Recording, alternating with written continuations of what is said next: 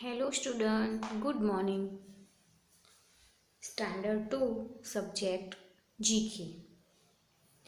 हमने आगे के दो वीडियो में चैप्टर नंबर 15 यानी कि 50 के स्पेलिंग्स सीख लिए हैं। आज हम टेक्स्ट बुक में पेज नंबर 26 पे हमारा जो चैप्टर दिया हुआ है उसके बारे में आज हम चर्चा करेंगे। 26 पे चैप्टर का नाम है अरेंज इन असेंडिंग ऑर्डर। तो हमें क्या करना है, असेंडिंग ऑर्डर नीचे से ऊपर जाना है, यानी कि छोटे आप मैथ्स में भी सीख गए हो कि छोटे नंबर से स्टार्ट करना है फिर बड़े नंबर तक जाना है।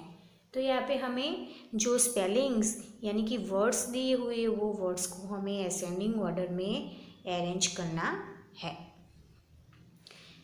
तो फर्स्ट नंबर पे दिया हुआ है day, minute, our and second. तो स्टूडेंट्स आपको पता ही होगा कि डे यानी कि डे पूरे दिन में कितने घंटे होते हैं? 24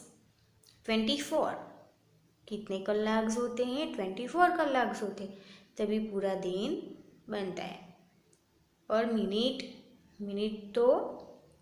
मिनट को हम क्या बोलेंगे कि हमें कोई पूछेगा कि आपने कितनी मिनट होमवर्क किया, तो आप बताओगे 15 मिनट या आधा घंटा, 30 मिनट या 45 मिनट मैंने आज होमवर्क किया है, ऐसा हम बता सकते हैं। फिर है आवर्स यानी कि कलाक। तो उसमें क्या होगा, साइड मिनट का 1 घंटा होता है यानी कि 1 कलाक होता है।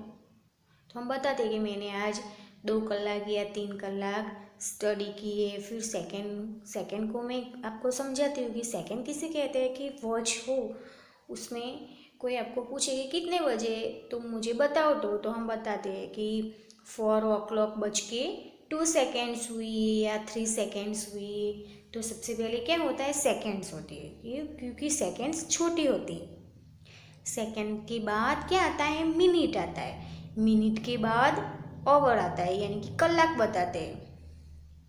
और लास्ट में डे आता है। तो हमें यहाँ पे अरेंज करना है, तो सबसे पहले यहाँ पे आएगा सेकेंड,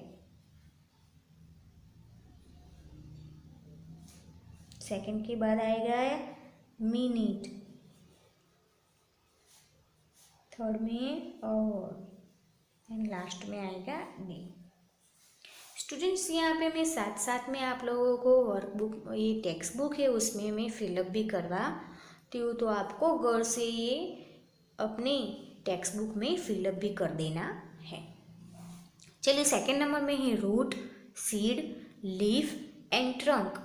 रूट का मतलब होता है कि मूल, सीड का मतलब होता है कि छोटे छोटे बीज यानी कि दाने, लीफ यानी कि पत्ते और ट्रंक यानी कि थड़। हमने फर्स्ट टर्म में भी देखा था पार्ट्स ऑफ अ ट्री, उसमें रूट, सीड, लीफ, ट्रंक, फिर फ्रूट, वो सब हमने सीख लिया था। तो सबसे पहले तो क्या होगा, सीड यानी कि बीज हो गए। बीज को हम जमीन में डालते हैं तभी उसमें से पौधा बनता है। तो सबसे पहले आएगी सीड।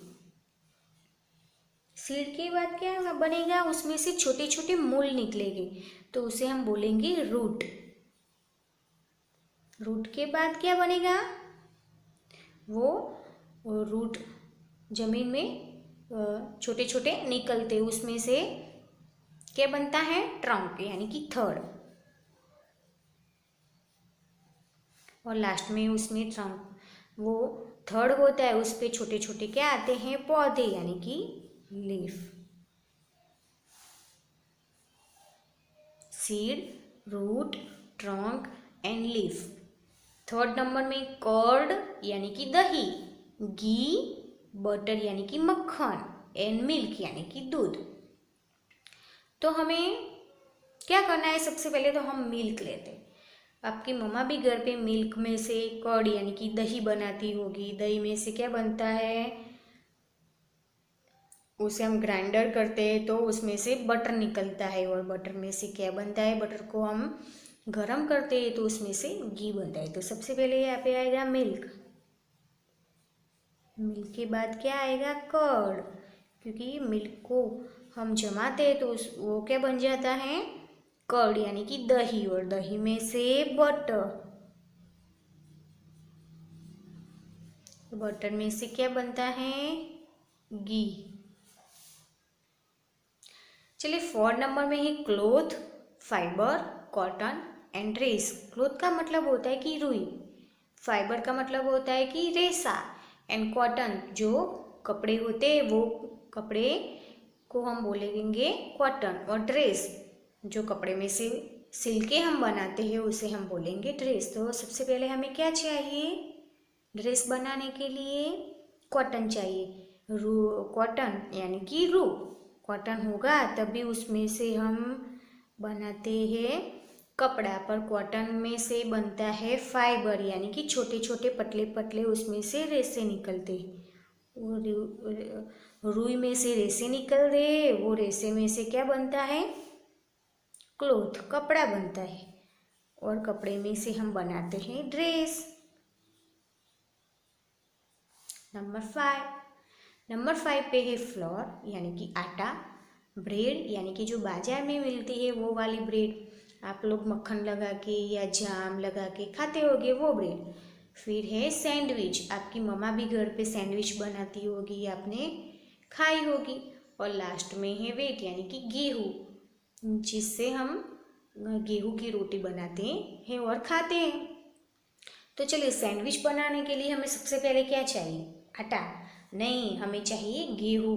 तो गेहूँ को हम पिसाते हैं तभी उसमें से फ्लोर बनता है, वो आटे में से हम ब्रेड बनाते हैं और ब्रेड में से सैंडविच बनती है। तो यहाँ पे आएगा व्हीट,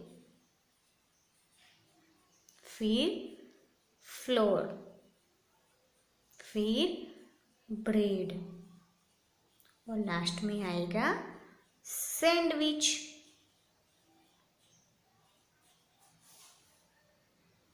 चलिए नंबर 6 पे है रेन यानी कि बारिश, क्लाउड यानी कि बादल, वाटर यानी कि पानी, एंड स्ट्रीम यानी कि बड़ा।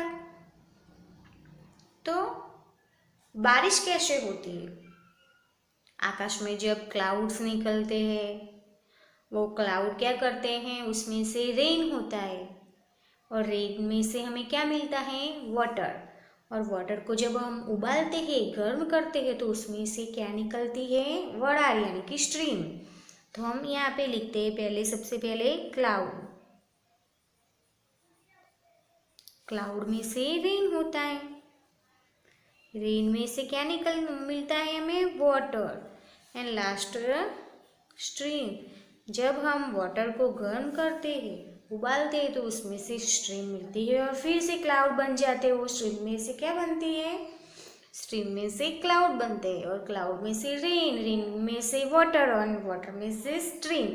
तो स्टूडेंट्स यहाँ पे मैंने आपको 6 नंबर तक करवाया है। आगे का नंबर 7 से नंबर 12 तक मैं आगे के वीडियो में आप लोगों को सिखाऊंगी। Thank you.